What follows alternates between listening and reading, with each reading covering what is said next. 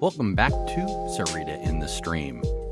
This is the kind of show you can sit back with a cup of coffee and listen to some of the funny, serious, or compelling things that come out of our mouths. Everyone seems to resonate with the subjects we pick, and we do it carefully and thoughtfully every week for your entertainment. Sit back, enjoy that coffee, and listen to us here on Sarita in the Stream. This is Sarita Patel, and welcome to Sarita in the Stream. I'm here with my partner in crime, Latham Woodward, amazing producer of this show and others like Crashing Boar.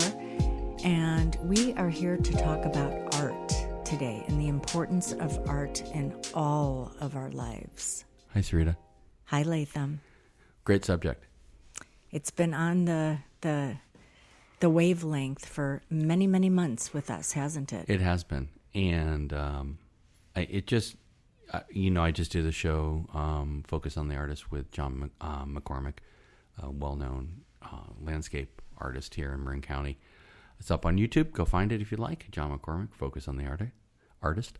But I think it's so important to invest. And you don't have to be rich to do it. You can support your friends who are artists. You can find art at yard sales. You can find it at auctions. You can find it at stores. You can find it anywhere. But what I think you need to do is surround yourself with art. And I think you and I are on the same page on this one. Yeah, we are. And I think we're talking about it a lot more because, the times that we're in, and we obviously know that when people are creating their own art, whether it's dance, music, poetry, stories, it's the creative form, which is the arts, which have been available throughout history to people because of its importance in, a healthy life. Yeah. And, I was talking with you the other day about just that term starving artist. And then I mentioned to you Joshua Townsend from Notes on Your Notes, who is an incredible writing coach, leader in Los Angeles. He wrote something on Facebook today about the whole notion of starving artist and where that came from. And not to get off on tangent. No, I want to hear it. Where does Joshua say it comes from? Well, it's just a term that I think historically artists competed for a benefactor approval. Patron. Mm-hmm. So say you've got 1,000 artists in Florence and they're all sketching nudes or landscapes, that benefactor, whichever one or ones they really resonated with, that person's career would get supported. Michelangelo da Vinci. Yeah. And da Vinci. Right. And the other artists had to go to their day job, and their art wasn't going to bring them in wealth. And that's where starving artist came from. It's kind of like, you're the dumb one in the class. No. You weren't gifted. Right, but we got to put this in context, too. Like a guy like Van Gogh, mm-hmm. Who died penniless, basically. Mm-hmm. He traded art his whole life, and most artists actually end up doing that. Yeah. There are the ones like Michelangelo, Da Vinci, Renoir, Monet, who had success during their lifetimes. Mm-hmm. Andy Warhol in his own way. Mm-hmm.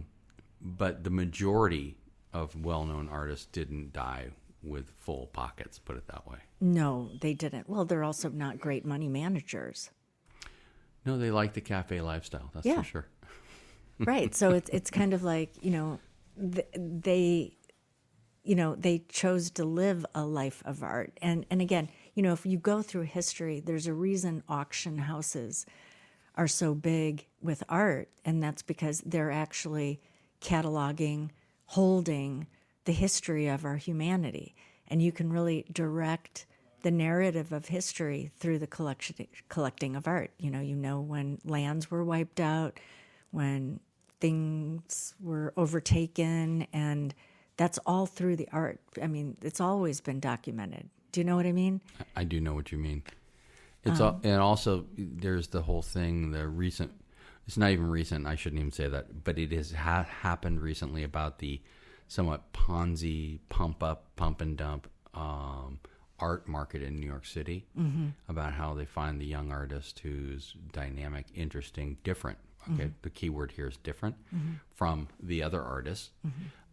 The very moneyed class will buy them and will pump them up, attend their openings, tell their friends about them, buy their works, resell their works for significantly more money than they got them for, and those go on to be resold and resold and resold.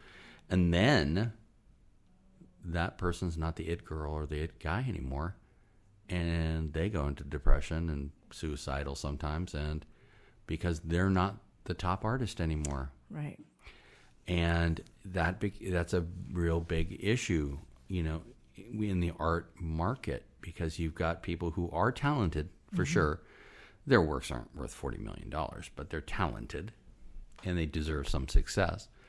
But the elite use them as pawns in their greater financial scheme. And that's any kind of artistic endeavor. And I'm glad you mentioned music, right? Music is, another artistic endeavor that is enhancing your life. One thing that has changed, though, in your and my lifetime is when you and I were about the same age, we could go to concerts. When I was in high school, I've seen a ton of great bands, and it would be like $22, $8 sometimes, You know how much my daughter pays for concerts now? Oh my God, I heard it's just like... It's $300 minimum. Right. Minimum. And I just look at her and go, you shouldn't be doing this. For God's sake, buy their album, watch them on YouTube. They've got great camera work. But they've made it into such a thing because the representative of those artists, meaning the record companies, they were skimming all the money out of the program and taking it for themselves, so the artist got nothing. And the artist quickly figured out, like the Grateful Dead did, when we tour, we make money. When we don't tour and we're relying on record sales, we make a tenth of what we normally make when we're on tour. But so that's an artist getting wealthier, but it's still a bad scene because you can't afford to see good music anymore. Well, right. And, it plays into that. Then those artists who go on tour or have, millions of record labels made, they are then a product that is like literally shipped around. It's the same thing over. I always wondered how a musician could sing the same song that many times. I was like, I don't think I'd be able to do it because the novelty has worn off. And if you're creative, how can you keep doing the same thing over and over and over again? There are a lot of rock bands and artists who will not sing certain songs. They will not. They're like, I'm never singing that again. You could beg me and pay me $1 million. I'm never going to sing Hotel California ever again. Right? I'm just picking on the Eagles, sorry. But it's true. I mean, how could you do it repetitively and not feel weird about it?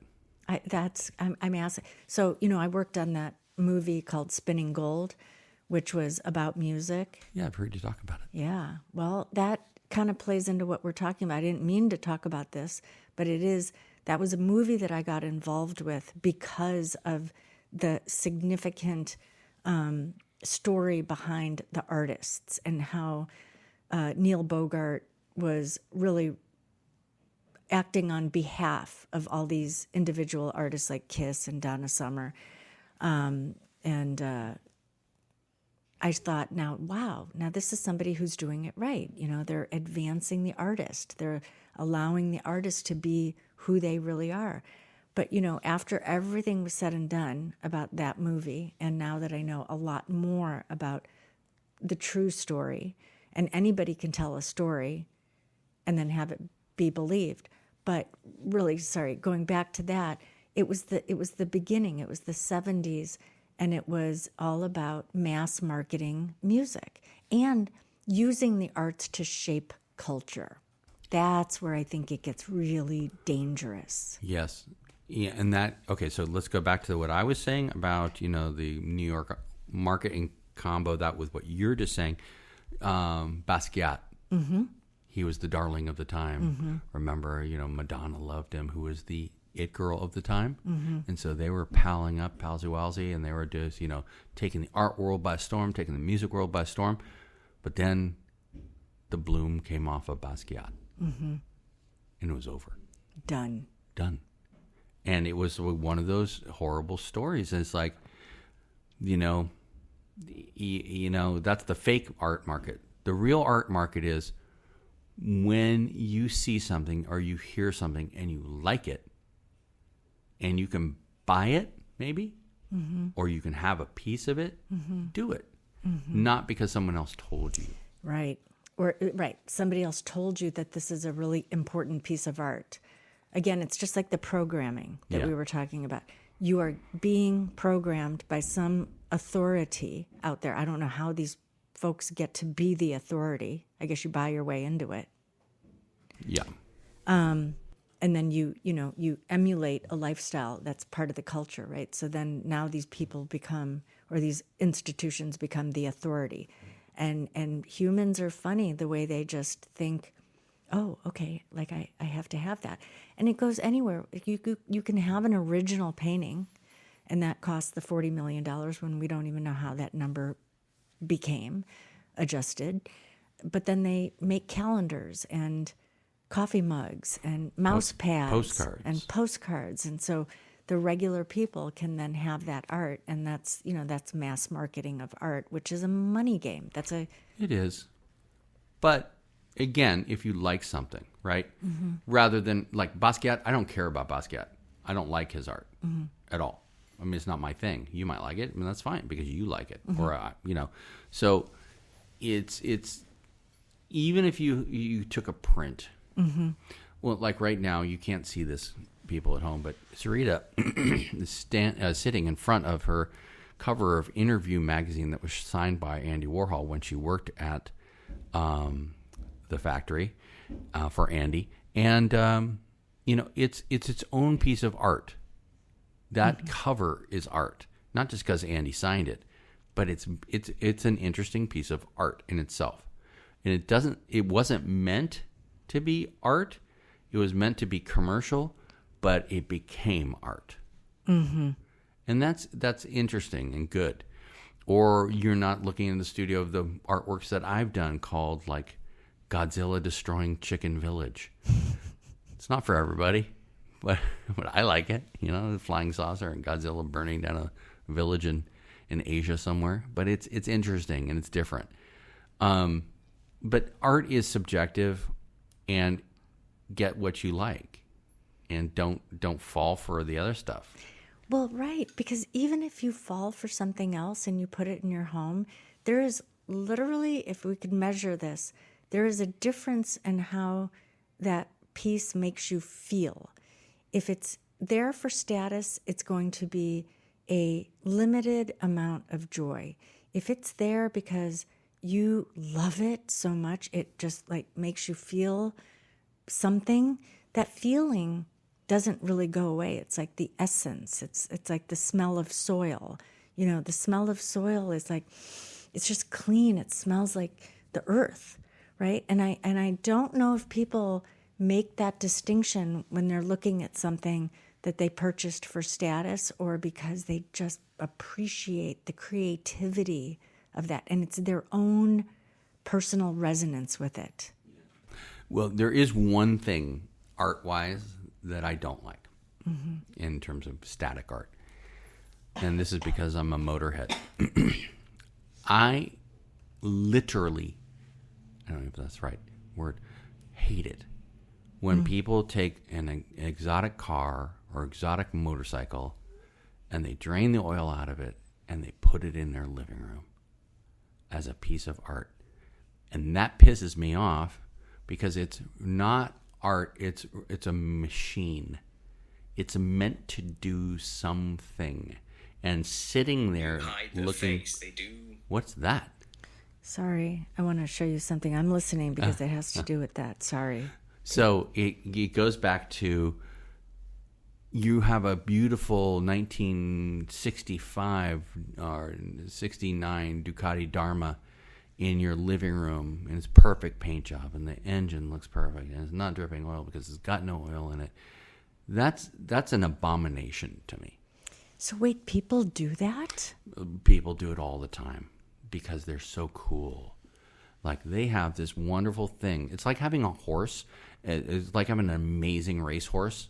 And one year you're like, I like that horse, but I don't like the fact it eats. So you kill the horse, you stuff the horse, and you put it in your house. It's the exact same thing. Mm-hmm. There is no difference there. Mm-hmm. That horse that used to be beautiful and elegant and running in the fields free or racing on the racetrack, its heart, pounding, that's no more. Mm-hmm. And people who put these cars and these motorcycles in their room basically have taken and eviscerated and emasculated these things for their own visual enjoyment. I really had no idea people do that. They do that. And it's a real big thing. Germans love doing this. Sorry, Germans, if you're listening, but I've seen it a million times. Well, and if you're saying Germans love doing that, it's only because it was probably marketed that way, right? So it goes back to the influence. If the influence is directing herds of people to behave in a certain way, then, they target countries independently all the time. That's why we say things like Germans like this, Indians don't like this, da-da-da. And then now we live in a world where if you say that, then you're racist. And it's like, no, it's just... Well, here's a little thought experiment for you. It's not in the art world, but take some really spicy hot sauce and put it in a taco and give it to a British guy in London.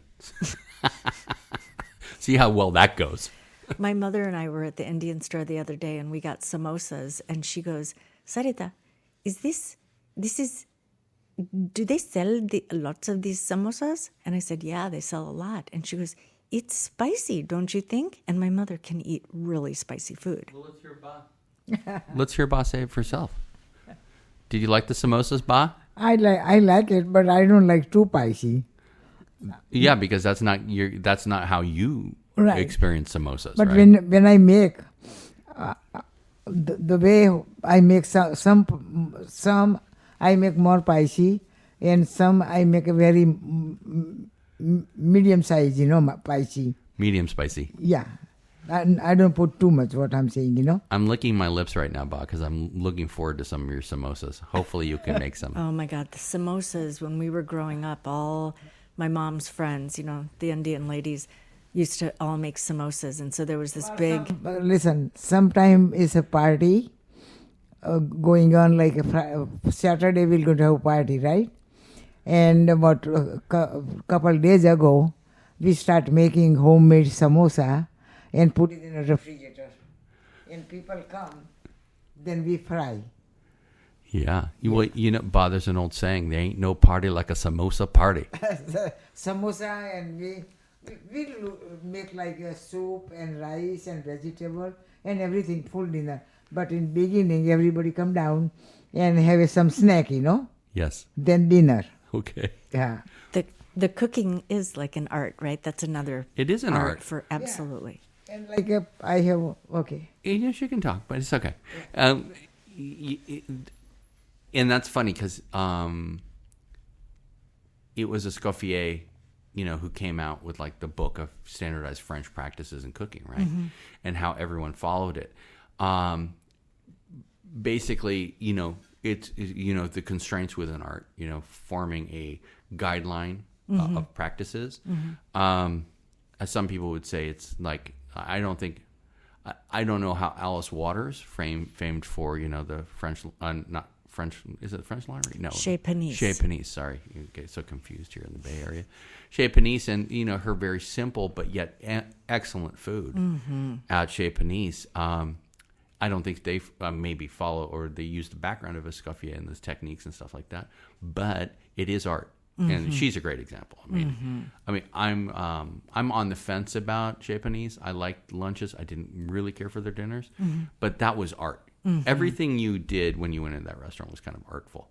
Everything's artful. Yes. Just, from the architecture of the building to the seating to the layout, To the you're Heath plates, the whole thing. everything. Yeah. Yeah. But that's another great example of art. And then what on that line though, within restaurants and stuff like this, there's this current thing. It's like your badges, your like merit badges of restaurants.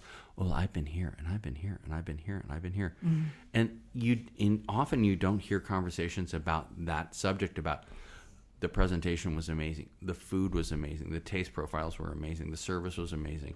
You hear, oh my God, it was so neat. We got to see Francis Ford Coppola there.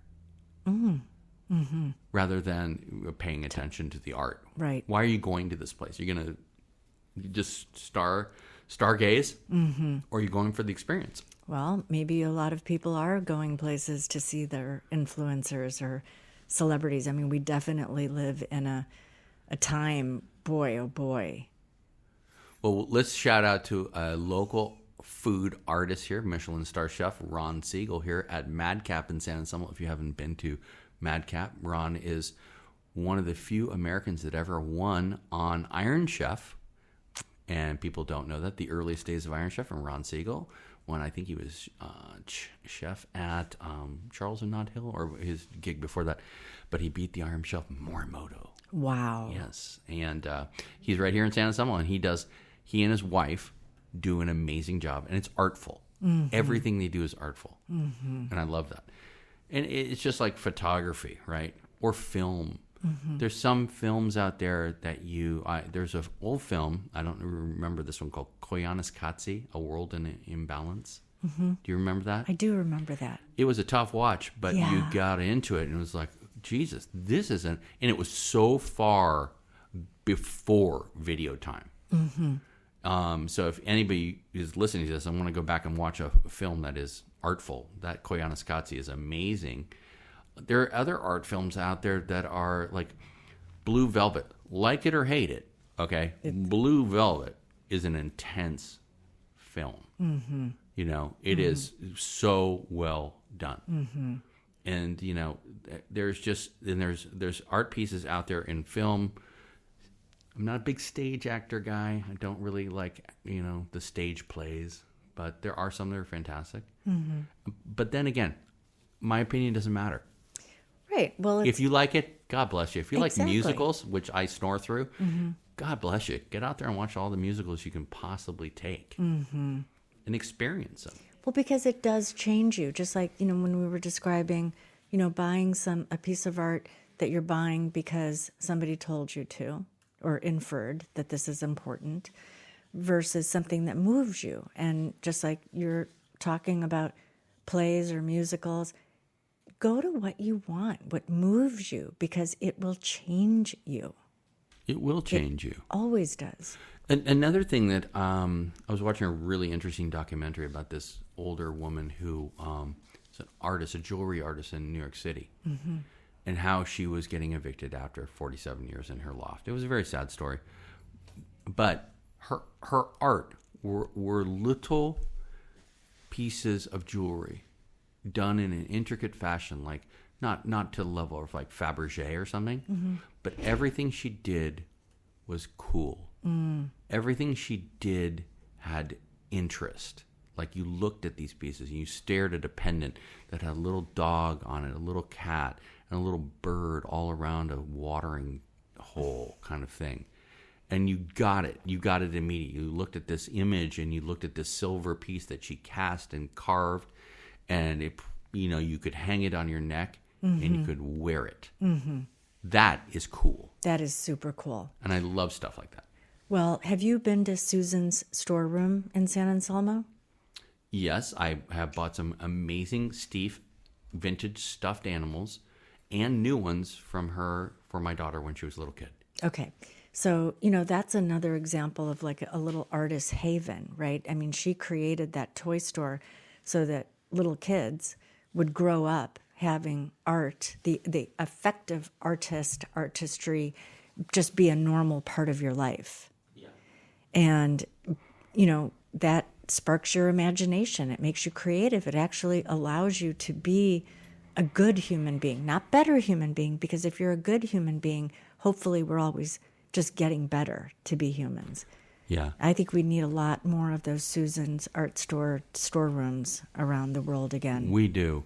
And for those of you who don't know about Steve stuffed animals, and like, get out there and you'll say to yourself, well, why should I spend $325 on this little stuffed monkey or this little bear or this little dog? Pick one of those things up and then tell me it's not worth it. You see the hundreds of hours that go into these things, and each one of them is precious. And there are ones that my great grandmother had, I think, maybe her great grandmother. Still, Wow. to this day, we still have them in our family. And that's art. I mean, it transcends time. And it transcends like emotions, and it's like the motorcycle analogy, like don't trap a motorcycle or stuff your horse and put it in your living room. That teddy bear, it's art, sure. But the joy it brings a child, It's endless. how can you quantify that? That $325 just for the reaction of watching your 3-year-old carry a little bear around the house like it's their best friend, you know? It's like paying to go to one Oasis concert in London for $400. Right. But it's better because it's everlasting. Well, and, for people who don't even know what a stiff bear is, and you're shooting around numbers like 325 because we're in Marin, Bay Area. Yeah. But what you just said is, the amount of craftsmanship that goes into making that bear, and not just like a perfect bear. It's like a bear that is going to be a companion for a child. Not the only companion, but it is the companion to spark the imagination, and Oh, yeah. it's endless. It's going to bring joy. And that brings us back to when you buy a piece of art, whether it's a stiff bear or it's a Basquiat painting or it's a Percy Gray painting or whatever it is, or it's a recording of John Lee Hooker that you've never heard of before. That's what it's about, bringing you joy.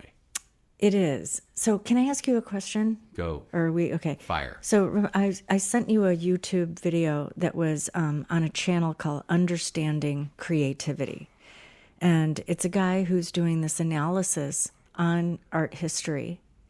And he's got a professor of art history, Susan, on there, who has been studying the occult relationship between certain artists and their paintings. And it's a little dark, but, she talks very,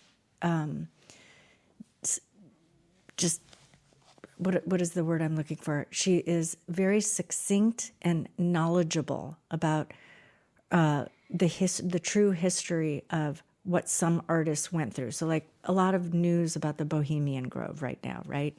Good, bad, whatever. Yep. But there's a lot of artists who go there. And Always have been. always have been. Yeah. Ambrose Bierce was one of the founders. Yeah. So Susan was doing this analysis on some of these artists, and their lives were pretty dark, and the way they behaved was pretty dark, misogynistic. A lot of liquor. Yeah. A lot of cocaine. A lot of heroin. Right. Yeah. Not always petunias. No. And so I'm just bringing this up because when she went through this analysis on a lot of Picasso's work, I couldn't look at a lot of his work the same anymore. It wasn't beautiful to me because there was kind of like, I know the backstory of it. And I just wondered what you thought about that, because I am I'm very picky once I know the backstory of somebody, and it does affect the way I look at what they're painting, because that in itself is influencing somebody or hiding something. Well, I'm privileged to know a woman in France who was Edith Feidler, and her husband was Eugene Feidler, and they were very, very good friends and contemporaries of Picasso, and they lived with Picasso in the Mediterranean for, I think, 2 or 3 seasons. And he was very misogynistic, incredibly, and to the extent where I watched a later interview with him. I think he was 92 at the time, and it was taking place in, I think, the south of France, and there was a young woman, his new wife, who was sitting next to him, and the press corps in front of him said, Monsieur Picasso, are you, do you think you'll ever get divorced, or what was the line? And he goes, or will you ever have children with this new wife, your very young wife? And he goes, well, of course, but I don't know if this is my last wife. And he says it right in front of her. I mean, the ego. Right. I mean, that's one thing about artists. A lot of them who are in the power positions because they become famous, their ego is insurmountable. It's insane. And then you get the artists like Hemingway, right? The writing artists like Hemingway, who had that ego and was very well reflected in his books. I mean, he was an ego. He was on the page.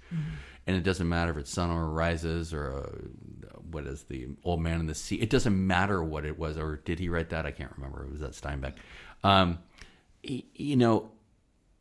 He then retreated from the ego and went away.